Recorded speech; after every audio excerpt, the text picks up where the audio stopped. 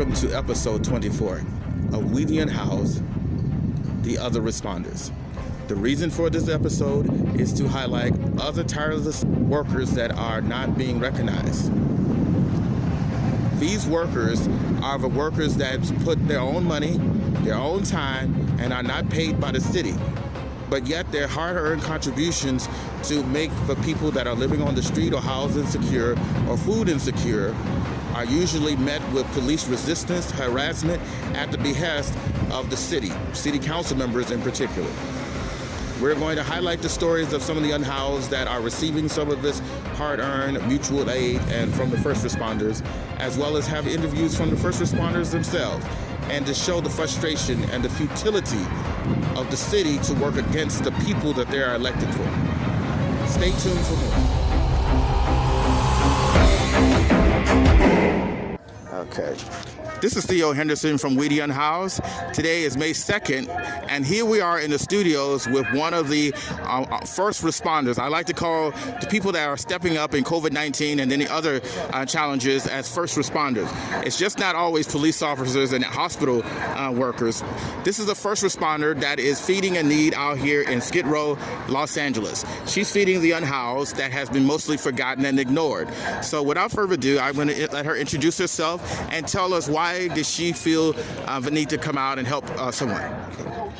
My name is Maxine with Sharing Love with Others, and we've been on Skid Row for about over a year, and we've been feeding the homeless out here and taking care of the community before the pandemic. So now that there's a pandemic, we need help, but we are out here passing out masks, we give out food, we give out personal hygiene items, and hand sanitizers, and the community needs help. The community needs help. We can do but so much. We're a small organization, so we need donations. We would like for you to donate at Sharing Love, at Cash App Sharing Love 2019, Venmo Sharing Love with Others. Our mailing address is Sharing Love with Others, 1035 South Prairie Avenue, Suite 4, Inglewood, California, 90301. But again, coming back to the community, there is a need out here. The people out here don't have the services that they need.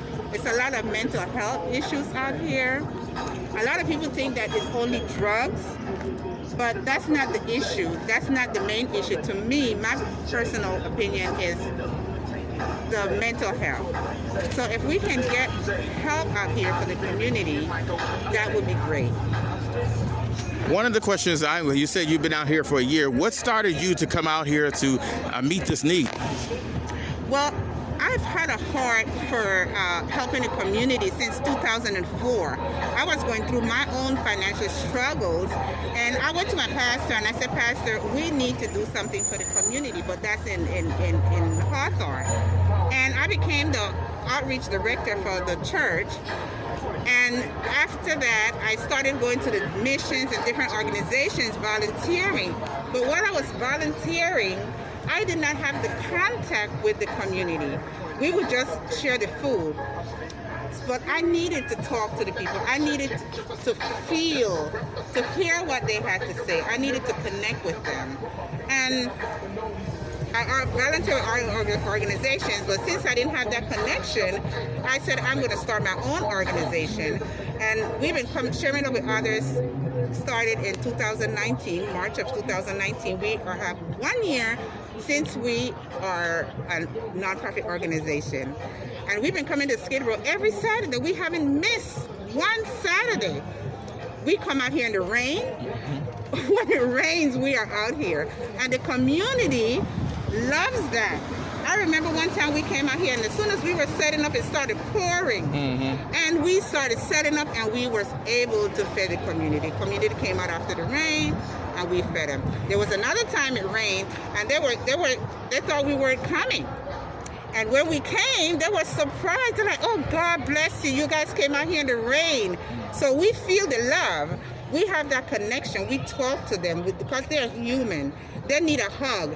We used to hug them. Now because of this pandemic, I can't hug them. They can't hug me. But we have that urge. So I am just praying that all this is over with so that I can hug them. you know. And one thing people would tell me because of the pandemic, they would say, be extra careful when you come to Skid Row, you know, you extra careful, that was the emphasis. And I would respond, you need to be extra careful when you go to the grocery store, because the same thing that's happening here is happening in your neighborhood. So there's no extra careful that I have to be. I need to be careful, yes, to take my precautions. When we are out here in Skid Row, we practice social distancing. Yes, we do that. You know, because we understand. We do it for our safety and for the safety of the community, right? So, but we need your help. We need your help. So if you would like to volunteer, you could please send us a message at our Facebook page, Sharing Love with Others. I was going to say, do you find the work rewarding? But you just already answered the question. What I admired when I was watching and I was looking at is that the care and the attention that you brought. What you forgot to say, and I'm going to say it again, is that she could prepare these meals at her home. Where I want to point out to you, because you don't have to be some big millionaire or drop it. If you really want to make a difference in helping unhoused people, these small things mean a lot. As a person that's been unhoused and unhoused now, I understand that, and I wanted to point that out because she chose one moment in time to say, you know what, I'm going to make a difference, a positive difference, instead of a negative difference and calling the police on them or causing more misery for people that already are down on their luck. Is there anything else would you like to inspire anyone, to say anything, to get people to want to come out and volunteer or do anything to help? Well, yes, I do want to kind of piggyback on what you said. You don't have to have a lot of money. You know, any little thing that you have to donate or to help the community, you could start with that. If you would like to join us, please send us a message on Facebook. Yes. Okay, and we would happy to have you volunteer with us, because we do need volunteers and we need financial support. So thank you very much. My name is Maxine, Sharing Love with Others. Nice. And thank you. There you have it. This is Theo Henderson from Unhoused, and I thank you all for listening, and may we again meet in the light of understanding.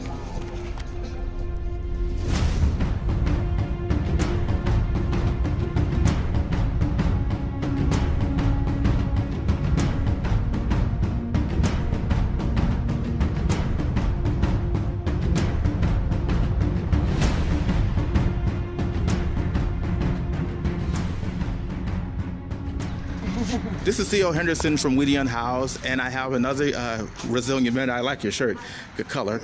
I want to let him introduce himself before I butcher names. I'm very bad with names. So. My name is Keith. Keith, tell us a little bit about your story. So how did you become unhoused? Well, I've been an alcoholic for a long time. Okay.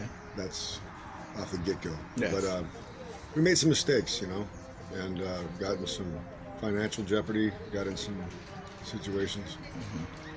And it just got to the point where I just couldn't stay where I was, and I didn't have money to find a place or a job. And one thing led to another, and time goes fast when you're on the street. You think that it's going to change right away, but it doesn't. And then you start getting used to it. And it's almost like you're really not trying as hard as you can to get out of here when you could. You see, you appear sober. Are you doing the steps, or what's going on? No, I don't get drunk. I don't drink to that excess to the point where I get hammered. Okay. It's just, but it's a necessity in the mornings. I don't know, man. It's not like we want to be out here. Yeah. Sometimes after a long period of time, you get comfortable out here. How long have you been out here, if you don't mind me asking? Half, I think, years. Are you originally from here? I am from here. Okay. Down the street from here. Oh, wow. So things happen and you become out here on the street. I was going to ask, what would be the best way to help you then, to get you on your feet?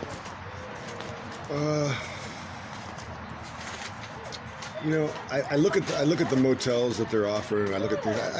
I don't have a lot of trust for people in my life. Okay. It's just, I don't know why. Whatever I've been through, but I don't know if I believe that there's an agenda behind people's giving sometimes. Not you and the food that you know, but some people I just don't trust in everything. And I'd like to get off the street on my own accord if I can. That's understandable. Well, thank you, Keith. Someone's trying to get your attention. This is Theo Henderson from Unhoused. And I want one more question before I let you go, is that Project Room Key, as you said, has some challenges. There's going to be a lot of people that are going to end up unhoused that are housed now because of COVID-19.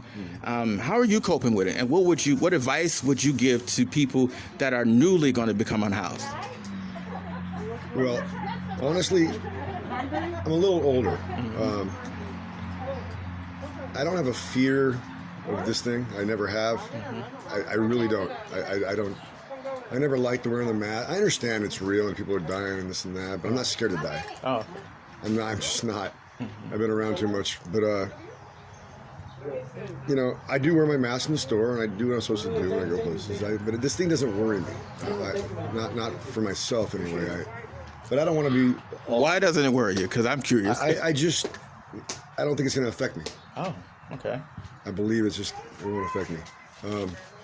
I could be wrong, you know. But there's carriers of this I hear that don't have any symptoms. I don't like that fact either. Are you reasonably in good health? Yeah, I've never had you know. I mean, I have no problem. Okay. You know.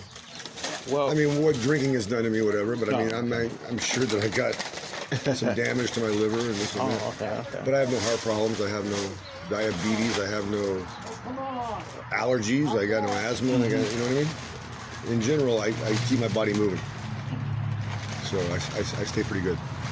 I thank you for your honesty and I thank you for your courage. I can tell you guys have a good community here. You guys are kind and respectful. And I tip my hat off to you. And I thank you for your time. This is Theo Henderson from Unhoused. And I thank you all for listening. May we again meet in the light of understanding. Thank you. Thank you, Keith. Unhoused news. Multiple people were arrested as South Bend, Indiana's police breaks up an in-house encampment in South Bend, Indiana. Protesters performed civil disobedience actions by stepping in front of machinery and other tools to displace the unhoused. The police stated that they would use pepper spray if the unhoused don't disperse. 3 were arrested. New York and Los Angeles slash budgets needed for the city, poor, the young, and other social services, but do not cut the budgets for the police. New York projected a $7.4 billion drop in education and youth services, and nothing from the police budget. The U.S. spends over $100 billion annually on policing, most from local budgets. An additional $80 billion on incarceration, according to the 2000 report by the Center of Popular Democracy. In other news, an unhoused man survives an attack from housed vigilantes driving off in their cars. The police sergeant informed the man that it could have been someone that lives in one of the houses around here that doesn't want unhoused people around here. And this is Unhoused News.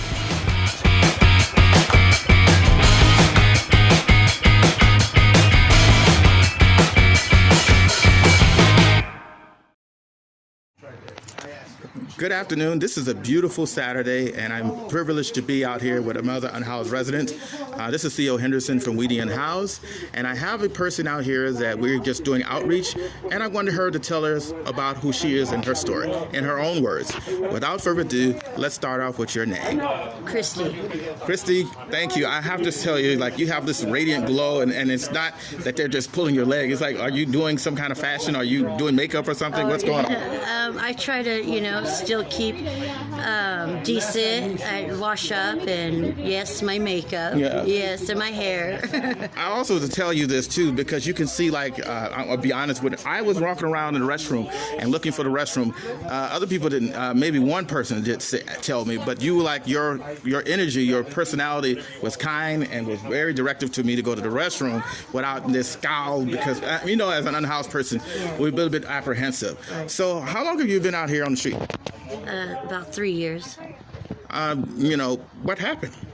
Lost my job, lost my place, had nowhere to go, so I'm right here.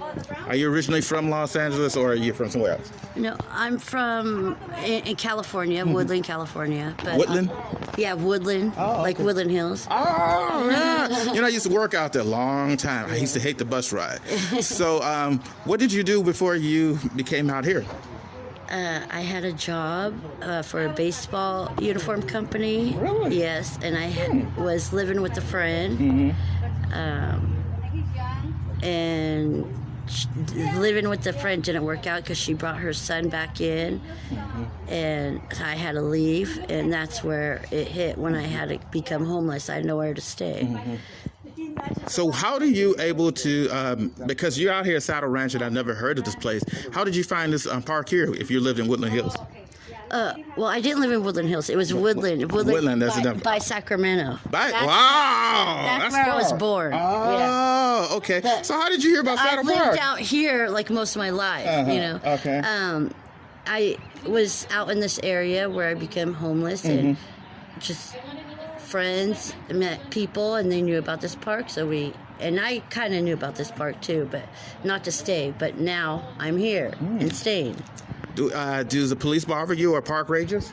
Of course, the police will come and, you know, ask us to either, if we have our blankets out, ask us to pack up and leave.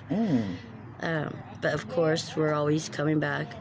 How are you guys dealing with it in COVID-19? Are they still doing this, or have they backed off? The COVID-19, we just been staying here. We wear masks, you know, wherever we go. But we kept hearing stories about shelters and stuff, but people that were positive or only welcome or, you know, or other things. Yes. And now it's becoming Yes. different. Yes, so that's correct. we don't know what's going on because no one really tells us straight what's going on. Has anyone came out to talk to you about it, the new developments that's going on? For example, they have the rooms available for not just people that have COVID-19. Have they came out, like family services or anything like that? The only one group, the HMLA or something like that. HMLA, okay. I think. Okay. Only they came out once. That was when the coronavirus thing started. And they told all of us that we could get into a hotel at Super 8. Okay. But one per room. Right. You know, and we had to stay in. There's no leaving. Right. So we didn't really like, you know, the fact of that, of us not leaving or... You know, one per room. Like they didn't accept couples or anything. Hopefully, I've heard that they're trying to expand on that. But yes, I keep hearing about these curfews or the nurses leaving at 7 o'clock and locking you in. Or I've heard different kind of reports about that. When they close it at night, are you able to have a bathroom access or a hand washing station? Are there any of those here? Yeah, right now, lucky enough, they've been leaving the bathrooms open for us. Oh, that's good. That's great. Yeah, so we have that. Besides that, we don't have nothing really. I mean, we have to look, and it's hard. I understand. We got to do what we have to do, you know. Yeah, I know. Yes, I totally get that. Because I'm diabetic, and like I said, you know, I have to go to the bathroom quite often. Yeah. One of the things I wanted to ask you is this: what is the best way for us to help you? Pray for us. I mean, that's about it right now. I don't know what else you guys could do for us. Okay. Does your family know you're here, or? Yeah, my mom knows I'm here. She comes and checks up and brings us food or whatever she can, you know. Okay. But she has her own life and she's living with her, you know, boyfriend and mom, so, which is understandable. Yeah. Well, thank you very much for your time. This is Theo Henderson for We the Unhoused, and I thank you all for listening. May we again meet in the light of understanding.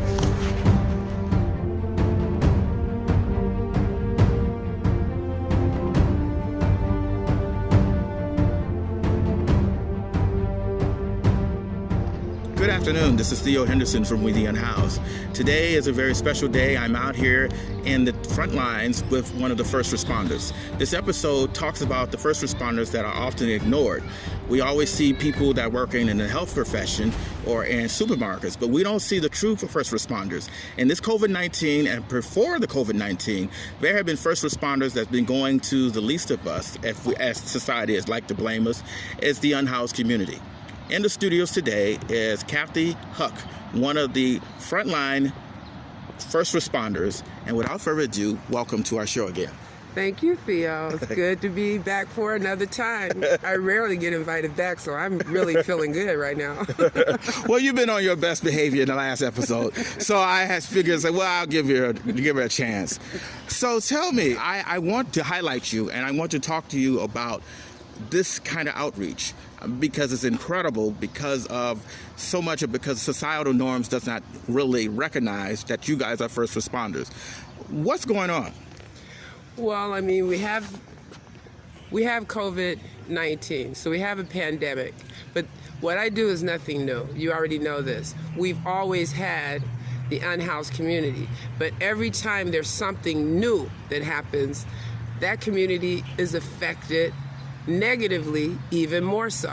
So now with this pandemic, how do I self-quarantine? How do I stay safe at home? How do I stay home when my home is outdoors? Mm-hmm. So some of the things that we're dealing with is making sure that people are getting food, making sure that people have some semblance of shelter, even if that's just a tent.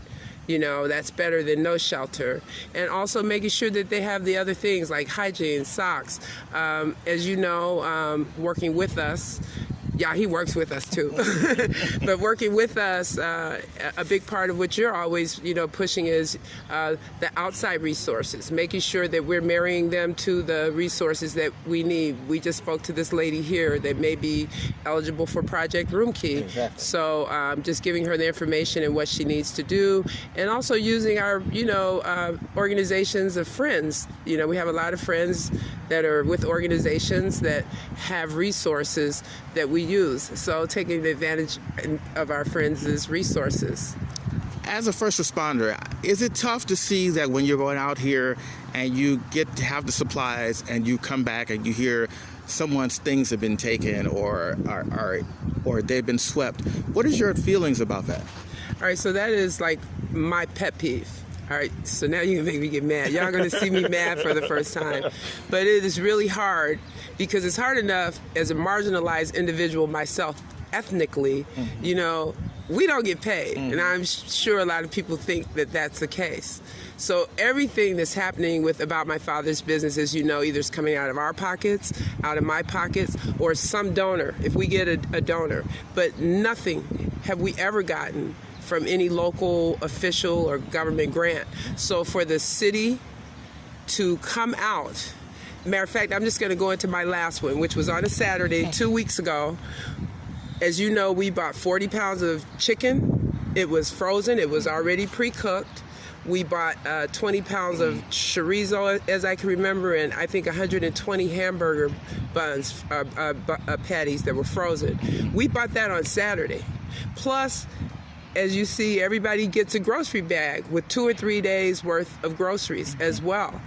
And for us to get a call Monday in less than 48 hours after giving out all of that food to find out that sanitation and the care team, which, why do they call it the care team? They don't care, but the care team and sanitation, LAPD, LASA, they came out and they took everything. And it was just my birthday. Right after my birthday, I did a fundraiser on Facebook, and I asked everybody, all of my friends, to please donate so that we could have tents for COVID-19, so people could self-quarantine at least in a tent. Mm-hmm.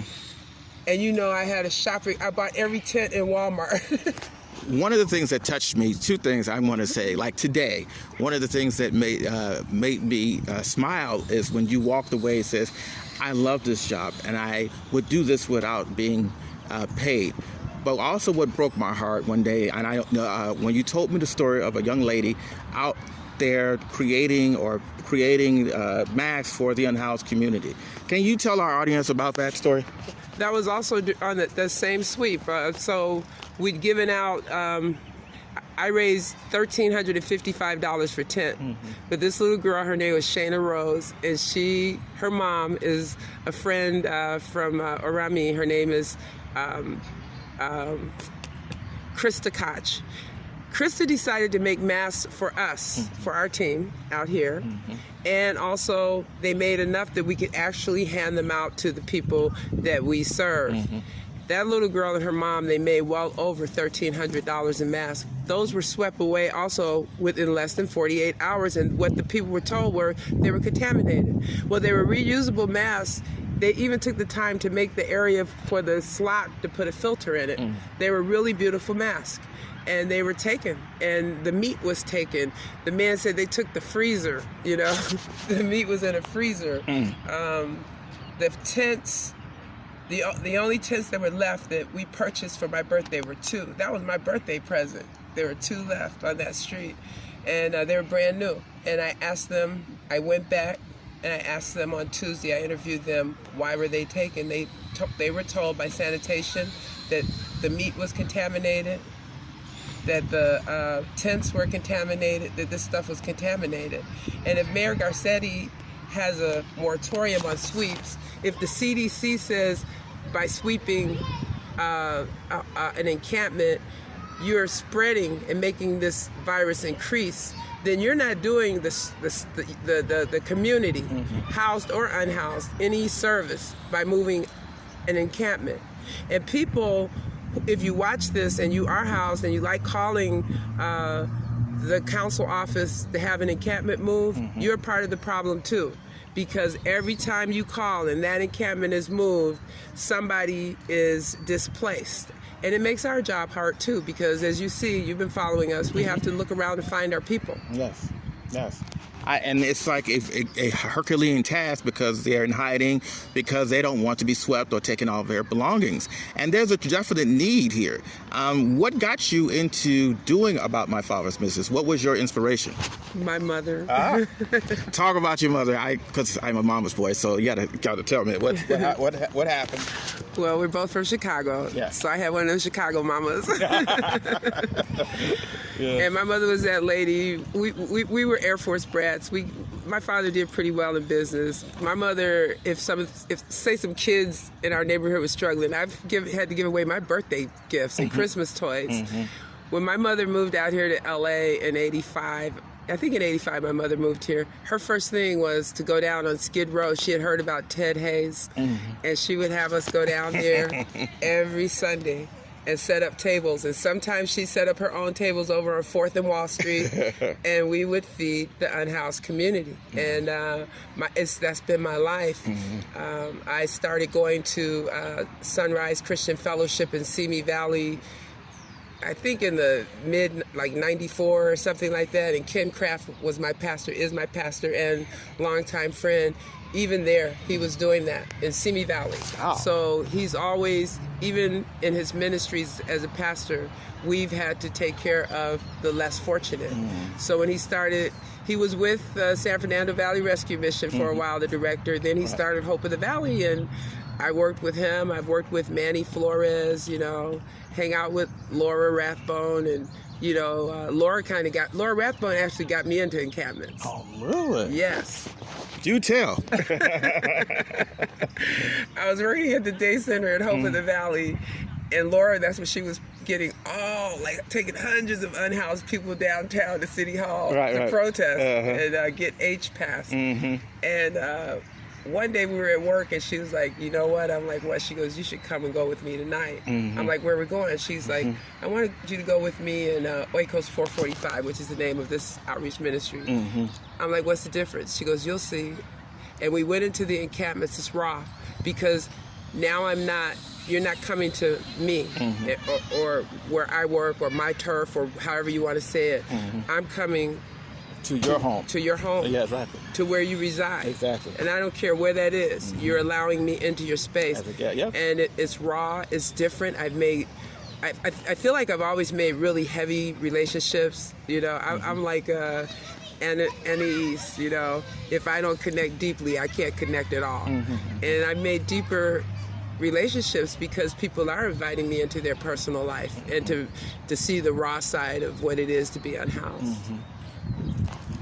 Wow, that you've given us a mouthful of it. I want to talk about the future because it is essential, because my eye is always on the future of the state of being the houselessness right now. We have a situation here. We have unhoused people that are out here. We have a slow or anemic city council, and we have in the horizon over 45% of people that are housed and secure that will be joining the ranks of houselessness. And I want to see what can we do, and what are your thoughts on that, and how can About My Father's Business meet the need and challenge? I think one of the first things is we keep advocating for affordable housing. We keep advocating for services that are needed, you know, not just for the unhoused, but for people who are housing insecure. Because right now with the pandemic, look at all the people on unemployment. And there are people that are being evicted, moratorium or not. So Yes, thank you. at the end of the day, however they come down the chute, most of them are gonna land in my basket. Exactly. What I think and what I believe is we have to stop wasting money. So if it's costing $30 million in 2019 to do sweeps, $30 million would buy how many buildings? Or, you know my dream. I say find a beautiful 4 or 5 acres, make a mobile home park, beautiful, some of the most beautiful mobile home parks. $30 million would build that, you know, and it would be cheaper. Well, what about if you don't have a mobile home? But if you're going to build a building, you can buy mobile homes cheaper than than spending $700 or $100 for one. Studio apartment. You also had something about the homes that we were driving one day. You were talking about how it would be cheaper to make certain type of homes. That's what I was leading. Well, you know, I think that if you use container apartments, that's inexpensive. You could do 3D printing and build homes like we build like 10 homes right now. They'll be ready tomorrow. But I think that we have to use these different, I want to say, these abilities, these different ideas. I sound like Trump, huh? We have to do this stuff. But we have to, I believe that we have to use the innovation, the technology that we have.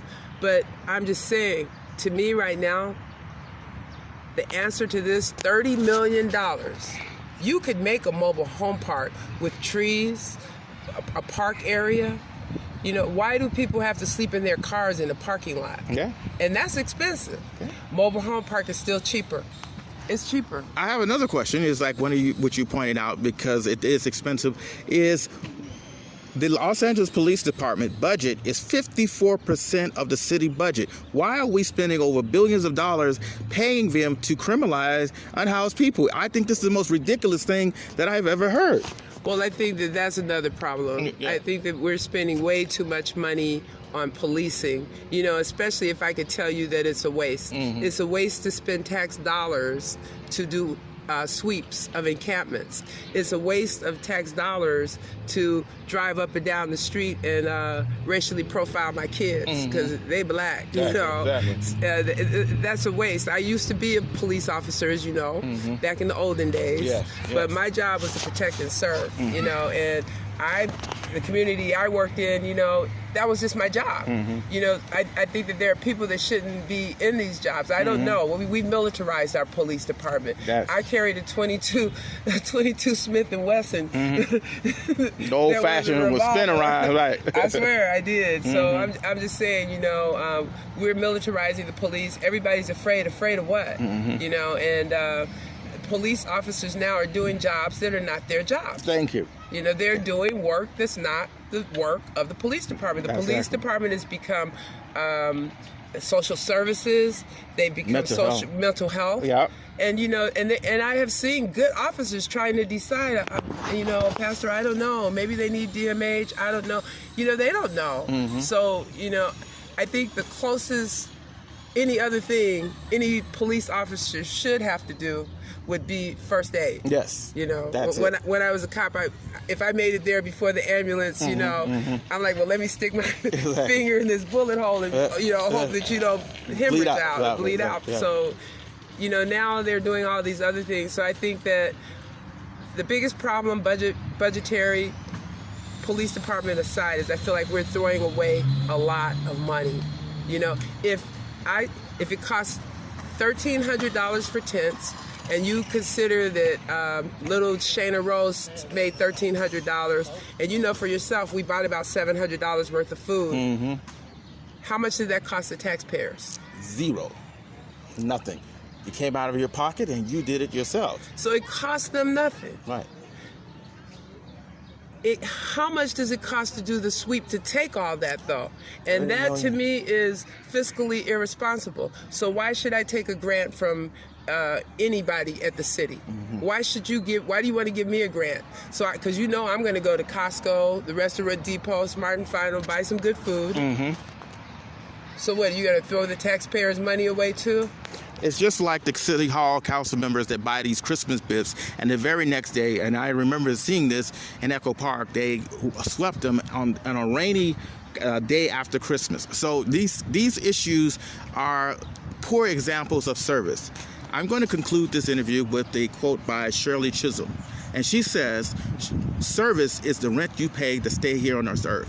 And I ask our audience, as well as our city who is listening, is what type of service that are you providing for the citizens of Los Angeles, California?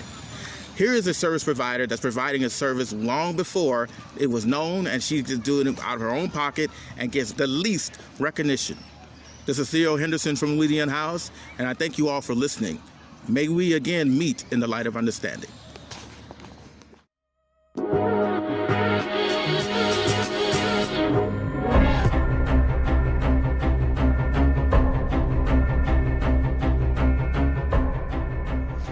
Thank you for listening to episode 24 of The Other First Responders. Too often we give credit to the poor working class medical personnel as well as the first responders that work in stores. But we do this in a very self-serving and selfish manner. We do over $6,000 flyovers, but we don't provide affordable wages for them to live and survive. The gas station attendants are not able to see their families because of the COVID-19 restrictions sometimes, as well as the fact that we don't pay them a livable wage. The first responders that in this episode are people that are giving money out of their own pockets. And that still, the city has worked against them. The city, in concert with police officers, NIMBYs, and the sanitation department, have used this format to terrorize the displaced, the unhoused, to silence them from getting a voice and coming together and speaking out against it. Because they know that they are afraid that once we unite, that we're going to hold them accountable, much like the killing that will happen in Minneapolis. But it's still necessary for us to remember that our first responders here are people that stepped up in COVID-19 when the city didn't, when the NIMBYs didn't. So let's remember that the next time you see a food line or when you see some of the unhoused out there getting services from these extraordinary people.